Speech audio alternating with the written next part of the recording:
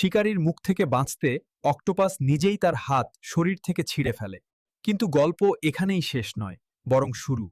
রক্তপাত ছাড়াই সেকেন্ডের মধ্যে চামড়ার কোষগুলো জীবন্ত জিপারের মতো ক্ষতস্থানটি পুরোপুরি বন্ধ করে দেয়।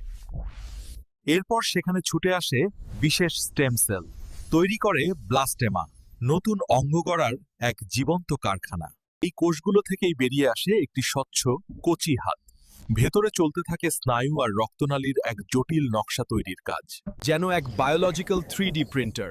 স্তরে স্তরে মাংসপেশি আর সাকারগুলো অবিশ্বাস্য গতিতে গড়ে উঠতে থাকে। এবার রঙের পালা। নতুন চামড়ায় ক্রোমাটোফোর কোষগুলো জেগে ওঠে এবং শরীরের বাকি অংশের সাথে নিখুঁতভাবে রং মিলিয়ে নেয়। মস্তিষ্কের সাথে যোগাযোগ স্থাপিত হতেই হাতটি সচল হয়ে ওঠে। এটি কোনো দুর্বল নকল নয়, বরং আগের মতোই শক্তিশালী শিকারী হাত। প্রকৃতির এই নিখুঁত ইঞ্জিনিয়ারিং সত্যই বিস্ময়কর। অক্টোপাসের এই পুনর্জন্ম ক্ষমতা বিজ্ঞানের কাছে আজও এক বড় রহস্য।